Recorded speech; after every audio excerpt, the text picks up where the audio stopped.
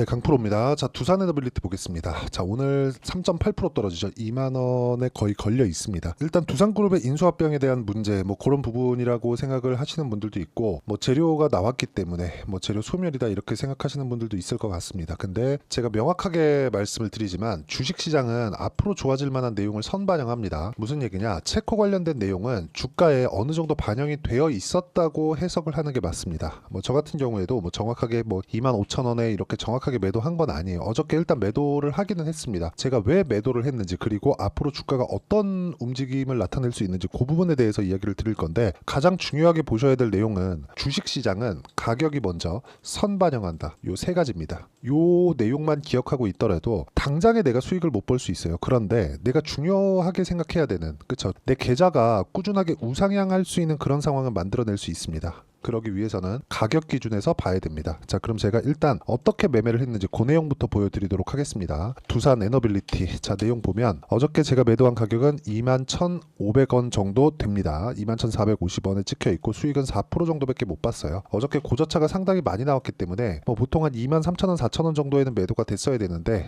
저 같은 경우에도 기대한 바가 있었기 때문에 약간 좀 매도가 늦었어요. 뭐 그런 부분이 아쉽지만 어쨌든 그쵸, 실수가 나왔는데도 불구하고 수익 구간을 만들어냈다는 점, 이게 중요하고, 이런 상황을 만들기 위해서는 올라가는 구간에 공략했었다는 게 중요합니다. 전 개인적으로 그렇게 생각합니다. 체코 관련된 내용이 앞으로도 호재거리로 작용을 할 거예요. 그런데 더 중요한 점, 지금 원전이 왜 부각받고 있느냐, 한 가지 내용이에요. 무탄소, 그리고 친환경, 뭐 같은 내용이죠. 그리고 AI, 요 세 가지입니다. 요 세 가지 조건이 아직까지 깨진 게 없어요. 그리고 이제 체코 관련된 내용이 긍정적인 결과로 나왔죠. 앞으로 추가적으로 호재거리들이 계속 발생을 할 겁니다. 왜? AI 때문에 그렇습니다. 그쵸? 자, 원전은 제 개인적으로는요, 지금 한국 시장에서 뭐 두산 에너빌리티나 우리기술이나 뭐 한전기술, 한전산업이나 이런 종목군들이 강한 움직임을 보여왔잖아요. 그런데 이런 부분을 우리가 어떻게 해석을 해야 되느냐? 체코가 잘 될 거라는 좋아질 만한 내용들을 먼저 반영해서 주가가 올라왔다는 점, 이게 중요한 거고, 거기에 맞춰서 가격이 상승했기 때문에, 그쵸? 여기서 나오는 재료가 소멸되는 그런 상황이 나왔을 때는 매물 소화 과정이 있을 수 있다는 겁니다. 근데 그런 부분도 가격을 확인해야 된다는 거예요. 자, 무슨 얘기냐면 올라가는 부분을 확인하고 제가 매수를 했죠. 그리고 나서 횡보 구간을 거쳐서 올라가는 부분을 다시 확인하고 다시 매수를 하고, 어저께 재료가 나오고 빠졌는데 빠지는 걸 확인하고 매도를 했을 때 4% 정도의 수익 구간을 만들어냈다는 거죠. 물론 저도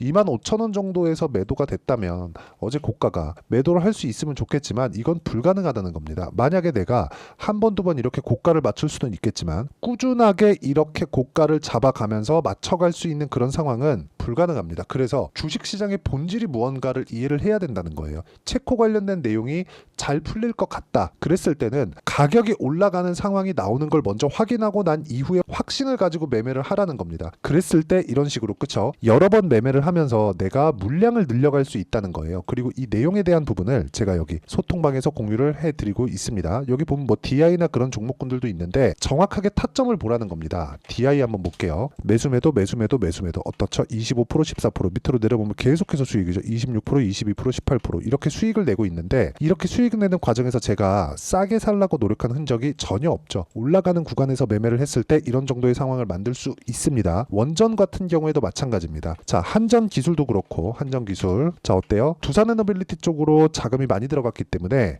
한전기술로 제가 분산 투자를 한 거고, 그리고 1박 2일 동안 7% 정도의 수익 구간을 만들고 매도를 했죠. 두산에너빌리티로 뭐 조금 아쉬웠지만 한전기술로 이어왔고요. 그리고 더 강했었던 한전산업 같은 경우에도 어떻습니까? 매매를 지속적으로 확인하고 매수를 이어온 결과 어저께 매도해서 15% 정도의 수익 구간을 만들어냈다는 점이 중요합니다. 그리고 이 내용에 대한 부분은 제가 여기 소통방에서 공유를 해드리고 있으니까, 매매할 때 내가 가격 기준에서 잘 모르겠다, 어떤 식으로 가격을 잡아야 될지 잘 모르겠다 하시는 분들은 소통방으로 들어오시면 되고요. 소통방은 무료로 진행하고 있으니까 구독과 좋아요 눌러주시고요. 상단에 있는 전화번호로 구독 또는 소통이라고 문자 보내주시면 소통방 입장 링크를 순차적으로 공유를 해드리도록 하겠습니다. 어떤 식으로 매매 진행이 됐는지 그 부분에 대해서 제가 이야기를 드렸던 거고, 그리고 정확하게 보셔야 되는 내용은 타점을 보자는 겁니다. 두산에너빌리티를 이야기를 드리고 있으니까 다시 보면 올라가는 부분을 확인을 하고 갭까지 발생하면서 거래를 크게 터뜨렸습니다. 어저께도 보면 아쉬워요. 많이 아쉽습니다. 근데 매매를 하는 과정에서 아쉬운 부분은 앞으로도 지속적으로 나올 수밖에 없고, 이 구간에 맞춰서 매매를 하는 판단하는 방법은 철저하게 가격 기준에서 봐야 된다는 게 중요한 거지, 우리가 어떤 식으로 판단할지에 대한 내용 자체가 이런 기사에 맞춰서 움직이는 게 아니라는 겁니다. 자, 내용 보세요. 체코 원전 호재, 두산 에너빌리티 주가도 훈풍 불가. 오늘 나온 기사예요. 어저께 이미 고가부터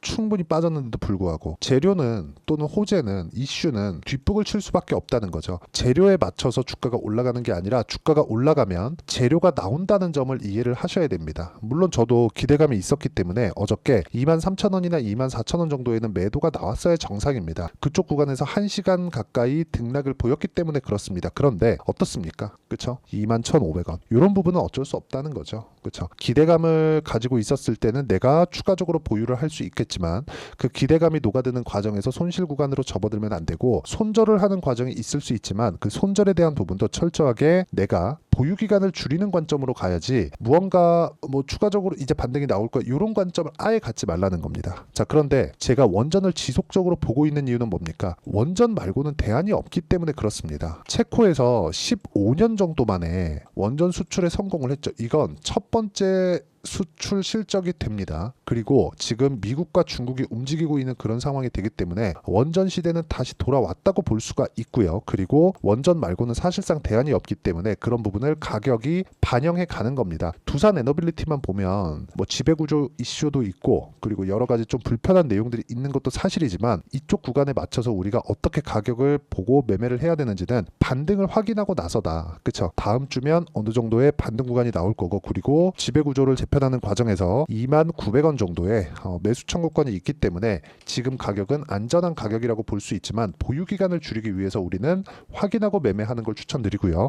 그리고 확인하는 과정에서 제가 여기 소통방에서 공유를 해드리고 있으니까, 그쵸? 가격을 잘 모르겠다 하시는 분들은 소통방에 들어오시면 되고, 소통방은 무료로 진행하고 있으니까 상단에 있는 전화번호로 구독 또는 소통이라고 문자 보내주시면 소통방 입장 링크를 제가 순차적으로 공유를 해드리도록 하겠습니다. 자, 어떤 식으로 매매가 진행되는지 그 부분에 대해서 이야기를 드렸고, 이렇게 가격 전략을 잡고 가는 내용에 대한 부분을 여기 두산 에너빌리티의 단기 보유 전략으로 제가 내용 준비를 해놨고요. 단기 보유 전략은 2주입니다. 2주 동안 어떻게 수익 전환을 시켜야 되는가, 그렇게 하기 위해서는 가격대를 어떻게 잡아야 되는가, 그 내용에 대한 부분이고, 단기 보유 전략을 활용해서 제가 두산 에너빌리티의 실시간 타점을 문자로 공유를 해드리도록 할 테니까 상단에 있는 전화번호로 두산이라고 문자 보내주시면 단기 보유 전략과 실시간 타점을 문자로 공유를 해드리도록 하겠습니다.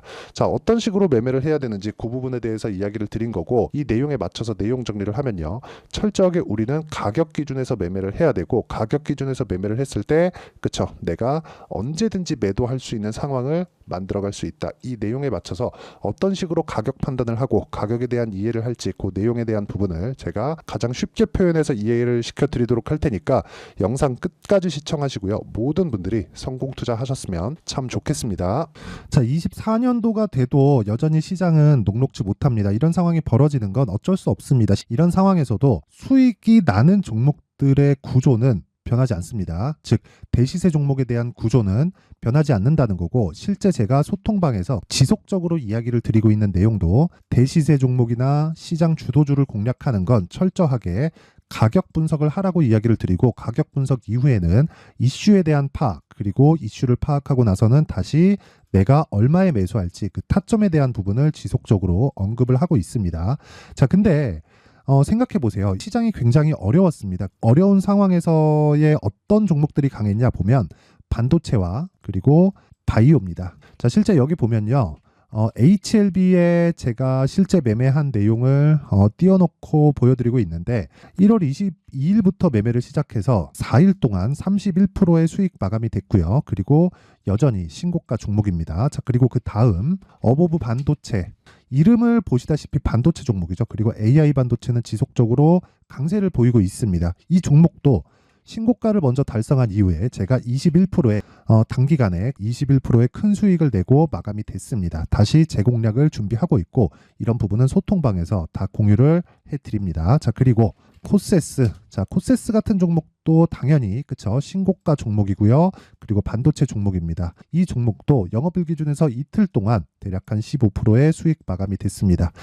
내용을 한번 보시면 어떻습니까? HLB를 포함해서 뭐 30%, 20%, 뭐 15% 이런 식의 수익이 지속적으로 발생하고 있는데 이 세 종목 모두 다 신고가 종목이고 1월 달에 시장이 약세를 보이고 있는 구간에서도 강했었던 그런 종목입니다. 특징점이 하나 있는데 그 이슈에 앞서서 가격이 먼저 반영했다는 거죠. 그렇게 제가 가격을 먼저 보고 이슈에 대해서 파악하는 이유는 결과적으로는 큰 시세를 먹기 위한 사전 준비 작업입니다. 실제로 큰 시세를 먹기 위해서 사전 준비 작업을 했을 때 여기 레인보우 로보틱스 127% 그리고 ISC 98% 그리고 한미반도체 97%의 큰 수익을 내는 상황을 만들 수 있습니다. 어떤 식으로 소통방에서 진행됐는지 그쵸, 그 상황을 제가 이야기를 드린 건데 이런 상황도요 당연히 신고가를 공략했을 때 가능한 겁니다. 자, 그러면 이번에도 마찬가지입니다. 그쵸, 정부 주도의 코리아 디스카운트 해소 방안이 2월 달에 발표를 하고요. 그리고 2월 달에 발표된 내용을 토대로 주가가 움직이는 게 아니라 이미 움직인 내용이 있죠. 실제 이 내용은 크게 중요한 게 아니라는 겁니다. 실제 움직인 내용을 보면 자, 기아차입니다. 실제로 12월 달에 신고가를 만들어 놓고 정부에서 입김을 불어 넣으니까 순식간에 기아차를 포함해서 현대차 같은 거대 기업들의 주가가 2주도 채 되지 않아서 40% 정도의 큰 시세를 냅니다. 자, 그러면 우리는 어떤 종목을 봐야 될까요? 이슈를 파악해야 되는 것도 맞지만 철저하게 가격에 맞춰서 매매를 해야 되는 게 당연히 중요합니다. 정부가 주도하는 정책 방향이 있겠죠. 그 방향에 맞춰서 우리가 종목을 찾을 필요가 있다. 자, 그럼 답이 나왔습니다. 정부가 주도하는 방향에 맞춰서 제2의 기아차를 찾는 게 지금은 중요하다. 근데 정부 정책의 방향에 맞게 가자. 그랬을 때 앞서서 제가 보여드렸었던 내용인 여기 레인보우 로보틱스 127% 그리고 ISC 98% 그리고 한미반도체 97%와 같은 수익을 낼 수 있습니다. 물론 시간에 대한 부분은 최소 2주의 시간이 필요하고요. 그리고 최장 3개월 안에 끝내야 됩니다.